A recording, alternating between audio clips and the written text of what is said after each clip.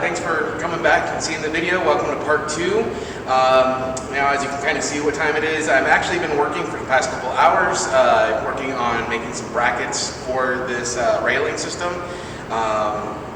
But it turns out that I forgot to hit record, and whenever I was done cutting and cleaning the brackets, and I was like, I think it's time for a break. Let me just go stop the video, and then I realized I didn't hit record. No big deal. It's a couple of hours for me of work. Would have been like maybe 3 minutes of time lapse for you. But this is what I worked on. I got some brackets that I cut out, cleaned up, all different kinds. So whenever I say that it is a custom job, I mean it is a custom job. So I have 16 of these.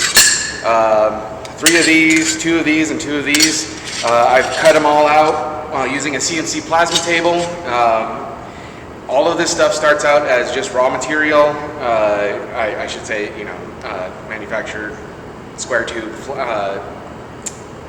and flat plate, 11 gauge, and then gets delivered to me, and I take care of it. So nothing has been prefabbed anywhere else. This is all done by me.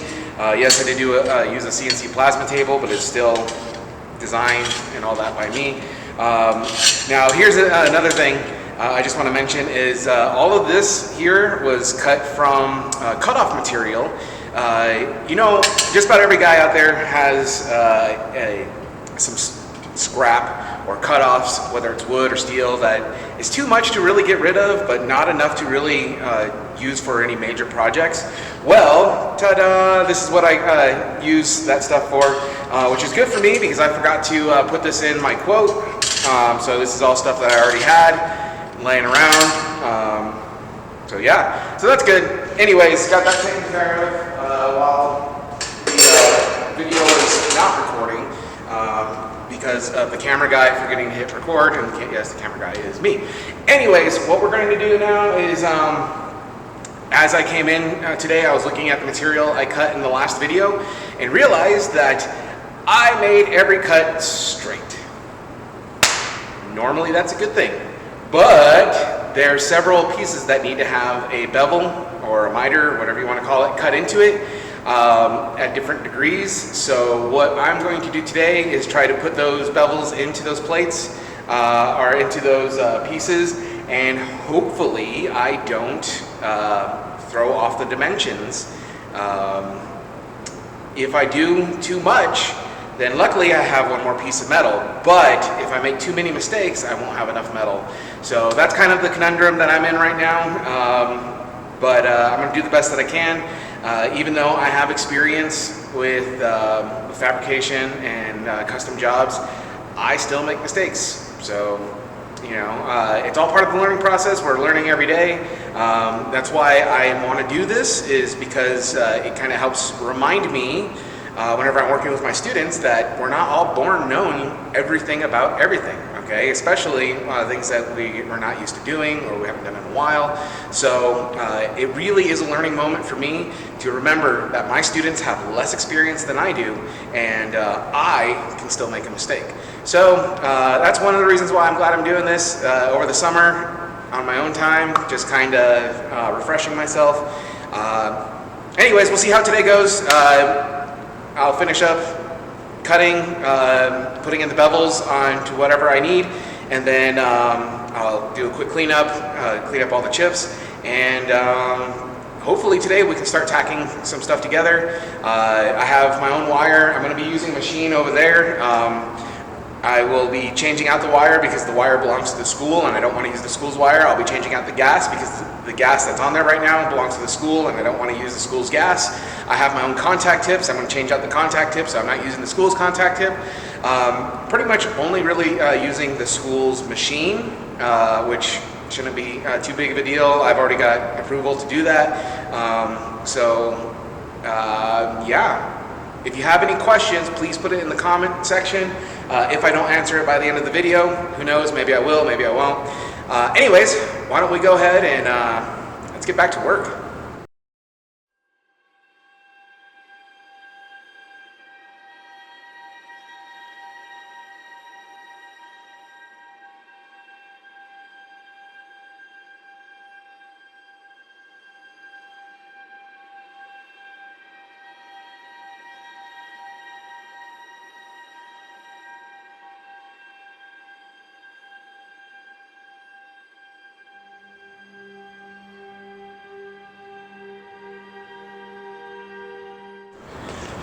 All right. So lucky for me, everything is still within that 32nd of an inch tolerance that I gave myself to make sure things stay as good as possible. So yeah, crisis averted, all good. Just again, simple mistake. Could have been costly. Luckily, it wasn't. But again, I do this to remind myself everything that goes into it, because if you do go so long without making something, then sometimes you start to forget how certain things go. Anyways, now what we're going to do is I'm going to change out the spool and the gas on that machine and start getting things tacked together. I don't know how far I'm going to go today. We'll see. Probably going to go until noon. I do have family coming up for the holiday weekend, so I need to get home, get cleaned up, do a little cleaning around the house. Anyways, that's beside the point. Yeah, let's get back to it.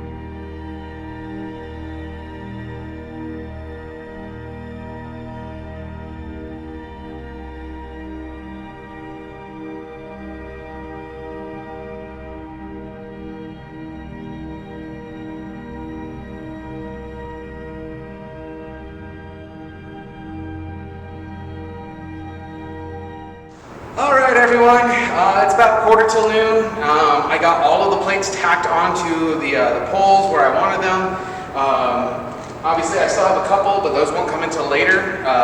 But all of the ones that they get bolted to the deck, they're all tacked on. Some people ask me, why do you tack before you weld? I know it might sound like a silly question for those of you that have done plenty of other stuff, but for newbies, beginners, I always tell them it's easier to break a tack than it is to grind out an entire weld if you make a mistake. I don't know if you can notice it in the time lapse, but I made a mistake very early on. I put the bracket on upside down, so then I had to take out the cutting wheel, cut a few tacks, knock it off, clean it up, and then tack it back on. It took an extra couple minutes, but if I would have welded it completely and then realized my mistake, it would have taken a lot longer and it would have been a lot more work and a lot harder to do. So I always recommend for anyone who doesn't have a lot of experience, actually anyone, whether you have a lot of experience or no experience or you're just getting into this, tack before you weld, because again, making a mistake can happen.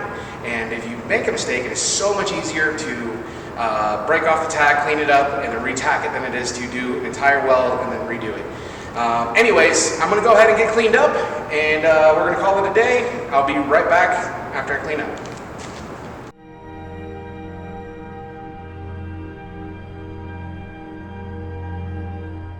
Alright, once again, thank you so much for watching. Finished cleaning up for today.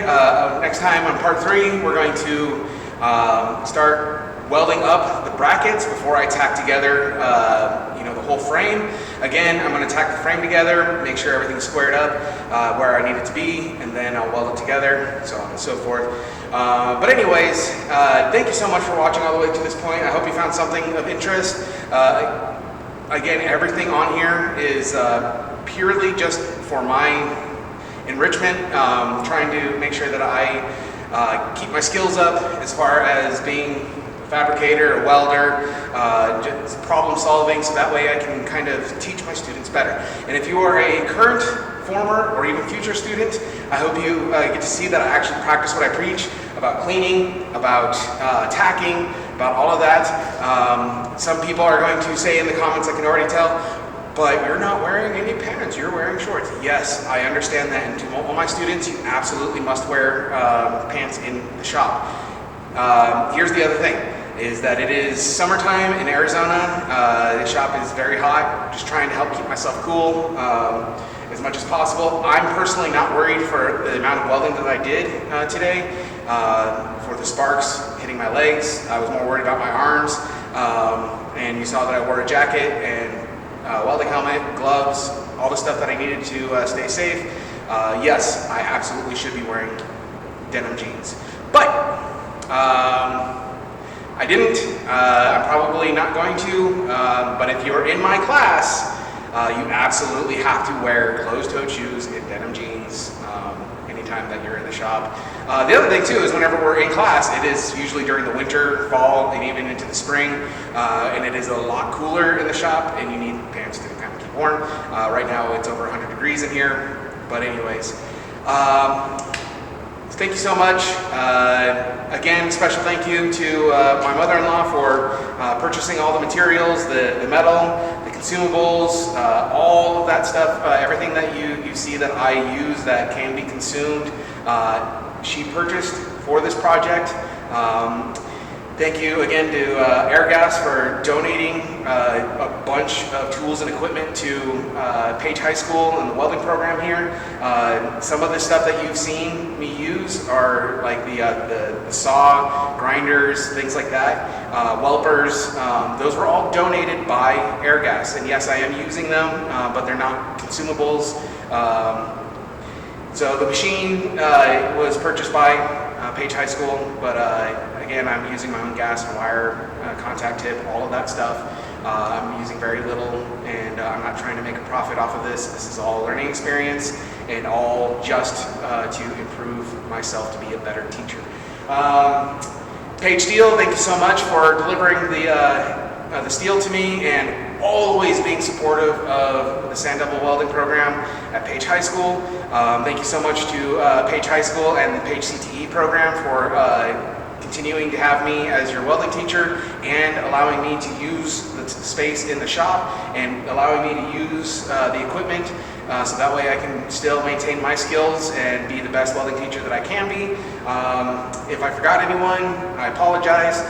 Thank you so much for watching. Until next time, I'll see you then.